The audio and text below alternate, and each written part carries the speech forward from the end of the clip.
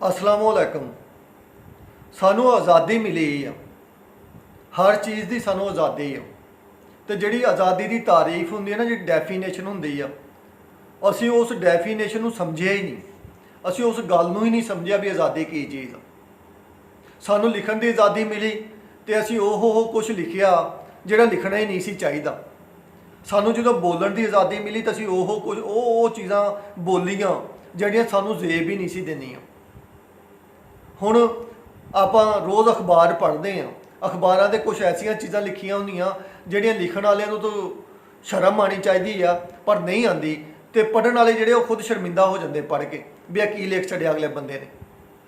तो टीवी के उत्ते लोग आके पढ़े लिखे दानिशवर 3 पीस सूट पाए होंदे आ, टाइयां लगियां होंदियां वा, इहे जी गल करदे आ ना, इहे जी गल करदे आ, सुनन वालियां दे ਜਿਹੜੇ ਦਿਲ ਆ ਨਾ ਉਹਨਾਂ ਨੂੰ ਸਵਾਹ ਕਰ ਦਿੰਦੇ ਆ, ਸਾੜ ਦਿੰਦੇ ਆ। ਬਾਜ਼ ਦਫਾ ਇਦਾਂ ਹੁੰਦੀ ਆ ਵੀ ਅਸੀਂ ਕਿਸੇ ਬੰਦੇ ਦੇ ਬਾਰੇ 'ਚ ਨਾ ਬੜਾ ਅੱਛਾ ਸੋਚ ਕੇ ਰੱਖਿਆ ਹੁੰਦਾ, ਸਾਡੇ ਜ਼ਿਹਨ ਵਿੱਚ ਉਹਦਾ ਬੜਾ ਅੱਛਾ ਇਮੇਜ ਹੁੰਦਾ ਕਿ ਬੜਾ ਅੱਛਾ ਬੰਦਾ ਵਾ, ਬੜਾ ਨਾਈਸ ਬੰਦਾ ਵਾ, ਬੜੀ ਅੱਛੀ ਪਰਸਨੈਲਿਟੀ ਆ। ਲੇਕਿਨ ਫਿਰ ਜਦੋਂ ਉਹ ਬੋਲਦਾ ਵਾ ਨਾ, ਫਿਰ ਸਾਨੂੰ ਅਸਲ ਗੱਲ ਦਾ ਪਤਾ ਲੱਗਦਾ। ਅਸੀਂ ਕਹਿੰਦੇ ਓਹੋ ਅਸੀਂ ਤਾਂ ਭੁਲੇਖੇ 'ਚ ਹੀ ਰਹਿ ਗਏ, ਇਹ ਤਾਂ ਚੀਜ਼ ਹੀ ਹੋਰ ਨਿਕਲੀ।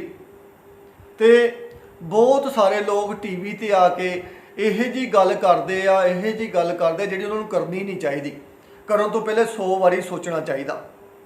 ਇੱਕ ਤਾਂ ਝੂਠ ਬੋਲਦੇ ਆ, ਫਿਰ ਉਹ ਤੋਂ ਬਸ਼ਰਮੀ ਨਾਲ ਡਟ ਜਾਂਦੇ ਆ, ਐਸੇ ਸ਼ੋਸ਼ੇ ਛੱਡਦੇ ਆ, ਐਸੀਆਂ ਗੱਲਾਂ ਕਰਦੇ ਆ, ਤੇ ਇੰਨੀ ਢਟਾਈ ਨਾਲ ਕਰਦੇ ਆ, ਢੀਠ ਬਣ ਕੇ ਕਰਦੇ ਆ ਨਾ ਵੀ ਰਾਏ ਰੱਬ ਦਾ ਨਾਂ। ਬੰਦਾ ਸੋਚਣ ਲੱਗ ਜਾਂਦਾ ਵੀ ਅਖੀਰ ਕਰ ਛੱਡੀ ਇਸ ਬੰਦੇ ਨੇ, ਲੇਕਿਨ ਉਹ ਨਹੀਂ ਹਟਦਾ। ਇਹ ਜਿਹੜਾ ਬੋਲਣਾ ਵਾ ਨਾ, ਸਾਨੂੰ ਆਜ਼ਾਦੀ ਦਿੱਤੀ ਹੈ, ਇਹਦਾ ਮਤਲਬ ਆ ਨਹੀਂ ਹੈਗਾ ਵੀ ਅਸੀਂ ਫਜ਼ੂਲ ਲਫ਼ਜ਼ਾਂ ਦਾ ਇਸਤੇਮਾਲ ਕਰੀਏ, ਅਸੀਂ ਫਜ਼ੂਲ ਲਿਖ ਲਈਏ ਤੇ ਅਸੀਂ ਜਿਹੜਾ ਨਾ ਫਜ਼ੂਲ ਕੰਮ ਕਰੀਏ। ਸਾਨੂੰ ਫਜ਼ੂਲ ਕੰਮ ਕਰਨ ਦੀ ਆਜ਼ਾਦੀ ਮਿਲ ਗਈ ਆ, ਫਜ਼ੂਲ ਲਿਖਣ ਦੀ ਆਜ਼ਾਦੀ ਮਿਲ ਗਈ ਆ, ਫਜ਼ੂਲ ਬੋਲਣ ਦੀ ਆਜ਼ਾਦੀ ਮਿਲ ਗਈ ਆ। ਅਸੀਂ ਆਜ਼ਾਦੀ ਦੇ ਮਤਲਬ ਨੂੰ ਨਹੀਂ ਸਮਝਿਆ। ਆਜ਼ਾਦੀ ਦਾ ਮਤਲਬ ਆ ਨਹੀਂ ਹੁੰਦਾ। ਆਜ਼ਾਦੀ ਦਾ ਮਤਲਬ ਹੁੰਦਾ ਵੀ ਹਰ ਬੰਦਾ ਆਜ਼ਾਦ ਤਰੀਕੇ ਨਾਲ ਜੀਵੇ, ਆਜ਼ਾਦ ਤਰੀਕੇ ਨਾਲ ਜ਼ਿੰਦਗੀ ਗੁਜ਼ਾਰੇ, ਹਰ ਬੰਦੇ ਨੂੰ ਉਹਦੇ ਹਕੂਕ ਹਾਸਲ ਹੋਣ, ਹਰ ਬੰਦੇ ਨੂੰ ਉਹਦੀ ਰਿਸਪੈਕਟ, ਉਹਦੀ ਇੱਜ਼ਤ ਮਿਲੇ, ਹਰ ਬੰਦਾ ਆਪਣੇ ਦੀਨ ਦੇ ਮੁਤਾਬਕ ਆਪਣੀ ਇਬਾਦਤ ਕਰ ਸਕੇ, ਹਰ ਬੰਦਾ ਜਿਹੜਾ ਨਾ ਆਪਣੀ ਜ਼ਿੰਦਗੀ ਨੂੰ ਆਪਣੇ ਤਰੀਕੇ ਨਾਲ ਗੁਜ਼ਾਰ ਸਕੇ। ਇਹਨੂੰ ਕਹਿੰਦੇ ਆਜ਼ਾਦੀ। ਕਾਨੂੰਨ ਤੋੜਨਾ ਕੋਈ ਆਜ਼ਾਦੀ ਨਹੀਂ ਹੈਗੀ, ਅਦਾਰਿਆਂ ਦੇ ਖਿਲਾਫ ਬੋਲਣਾ ਕੋਈ ਆਜ਼ਾਦੀ ਨਹੀਂ ਹੈਗੀ, ਦੀਨ ਦੇ ਖਿਲਾਫ ਬੋਲਣਾ ਕੋਈ ਆਜ਼ਾਦੀ ਨਹੀਂ ਹੈਗੀ। ਕੁਛ ਲੋਕ ਦੀਨ ਦਾ ਮਜ਼ਾਕ ਉਡਾਉਂਦੇ ਆ ਜੀ, ਅਸੀਂ ਆਜ਼ਾਦ ਆ ਬੋਲਣ। ਓਏ ਕਿਹੜੀ ਆਜ਼ਾਦੀ? दीन के खिलाफ कहना बोलना कि आज़ादी है।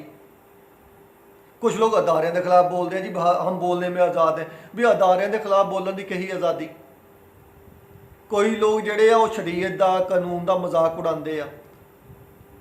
शरीयत का या कानून का मजाक उड़ाना किहड़ी किस्म की आज़ादी है?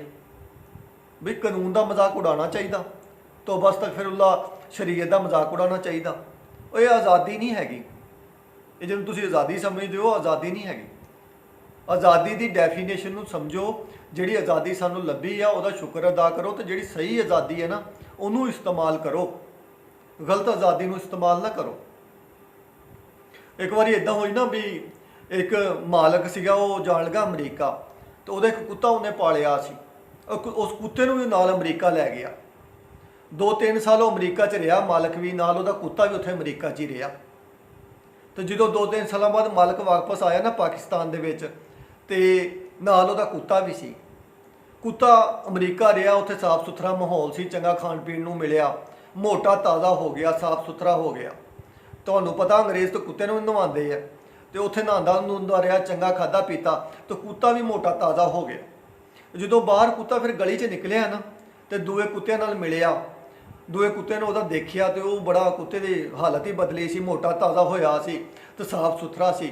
उन्होंने कहा बई तेरिया तो मौजां लगियां रहियां, तू तो मालक दे नाल अमरीका चला गया, तू तो बड़े मौजां बड़े ऐश कीते, बड़ा खुश आ, सुना कोई अमरीका की नवीं ताज़ी।